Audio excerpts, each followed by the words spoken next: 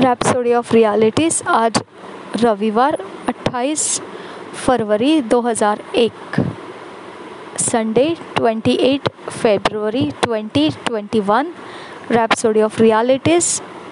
आज pastor Chris ओयाखिलोमे द्वारा जो वचन हमको सीखने के लिए मिला है वो है गलतियों की पत्री 1 अध्याय के 15 और 16 वचन के आधार से।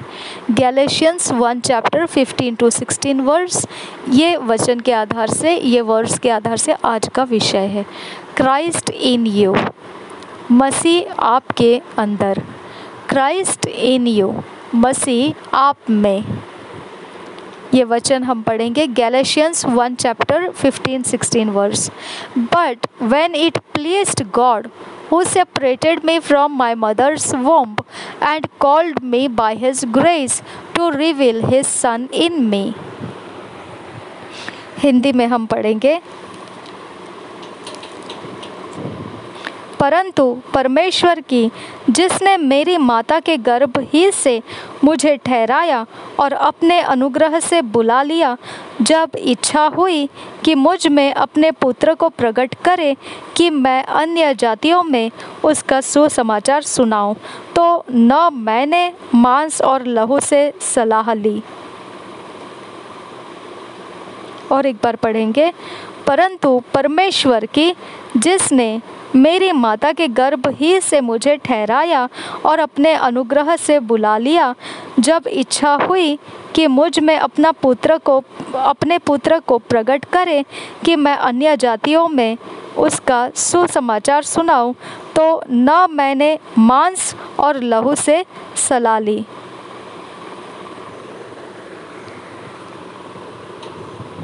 The Apostle Paul, in our opening text, testified that God was pleased to reveal his son Jesus Christ in him।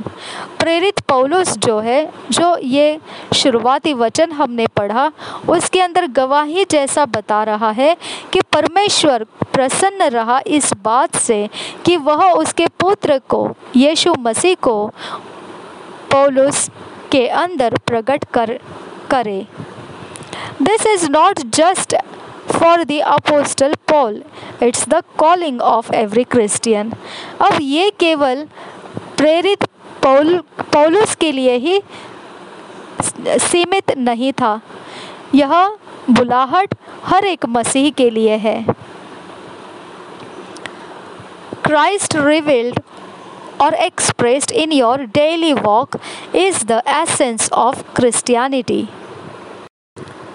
मसीह प्रकट होना या हमारे द्वारा दिखाई देना हमारे रोज के चाल चलन में से, यही मसीहियत होने का अर्क है, यानी सार है, तत्व है। The Bible says, to whom God would make known what is the riches of the glory of this mystery among the Gentiles, which is Christ in you, the hope of glory। Colossians 1 chapter 27 verse। पवित्र Bible यह बताता है कोलोसियों की पत्री 1 अध्याय के 27 वचन में, जिन पर परमेश्वर ने प्रकट करना चाहा कि उन्हें ज्ञात हो कि अन्य जातियों में उस भेद की महिमा का मूल्य क्या है, और वह यह है कि मसीह जो महिमा की आशा है तुम में रहता है। और एक बार पढ़ेंगे, जिन पर परमेश्वर ने प्रकट करना चाहा कि उन्हें ज्ञात हो कि अन्य जातियों में उस भेद की महिमा का मूल्य क्या है, और वह यह है कि मसीह जो महिमा की आशा है तुम में रहता है। Can you see Christ in you? क्या आप मसीह को अपने अंदर देख सकते हो? Can you see His life manifested in and through you? क्या आप उसके जीवन को आपके अंदर, आपके द्वारा प्रकट होता हुआ देख सकते हो? If Christ is revealed in you, there will be no place for defeat or weakness। अगर ऐसा हो जाएगा कि आप मसीह को अपने अंदर देख सको प्रकट होता हुआ, तो फिर वो समय रहेगा कि आपके अंदर हारने की कोई जगह नहीं रहेगी या कमज़ोर रहने की कोई जगह नहीं रहेगी। There will be no room for sickness in your body. आपके अंदर फिर कोई ऐसा कमरा नहीं रहेगा जिसके अंदर बीमारी रह सकेगी आपके शरीरों में। The hope that you will forever be victorious is Christ in you. जो आशा है कि आप सदा के लिए जयवंत रहेंगे, यह आशा वो है मसीह आपके अंदर। You may have been diagnosed with a terminal disease. If you can contemplate Christ in you, that will be the end of that infirmity. हो सकता है आपके शरीर में ऐसी कोई जो आखिरी अवस्था की कोई बीमारी रहती है, वैसा कुछ पहचान लिया गया है, और फिर अगर आपने अपने सोच विचारों में ये ले लिया, मनन करने में अगर आपने इस बात को ले लिया कि मसीह आपके अंदर है, तो वही क्षण होगा कि आपके बीमारी का अंत हो जाएगा। The Bible says, but if Christ is in you, then even though your body is subject to death because of sin, the Spirit gives life because of righteousness. पवित्र बाइबल रोमियो के 8 अध्याय के 10 वचन में इस प्रकार से कहता है। न्यू इंटरनेशनल वर्जन में हमने ये वचन पढ़ा। अब हम हिंदी में BSI बाइबल में से देखेंगे। रोमियो का 8 अध्याय का 10 वचन। यदि मसीह तुम में है तो देह पाप के कारण मरी हुई है, परंतु आत्मा धर्म के कारण जीवित है। यदि मसीह तुम में है तो देह पाप के कारण मरी हुई है, परंतु आत्मा धर्म के कारण जीवित है। It does not matter how large the tumor is, Christ in you will cause it to dematerialize. कोई परवाह नहीं कितना बड़ा आपके अंदर रसौली जैसा कुछ हो, मसीह आपके अंदर है, यही कारण बनेगा उस चीज को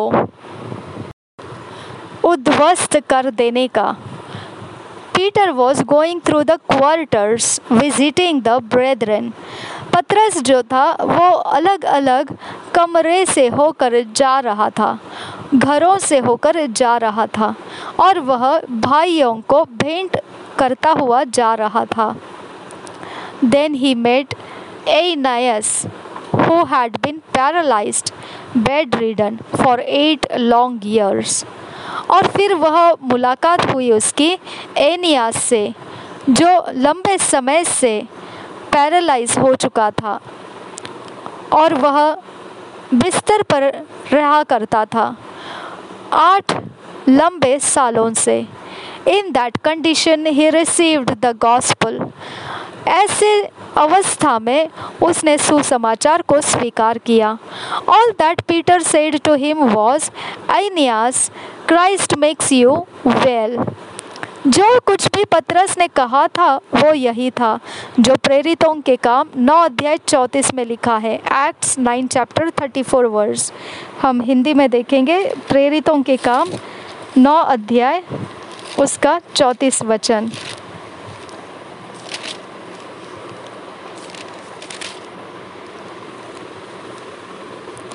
पतरस ने उससे कहा, हे एनियास, यीशु मसीह तुझे चंगा करता है, उठ अपना बिछौना बिछा।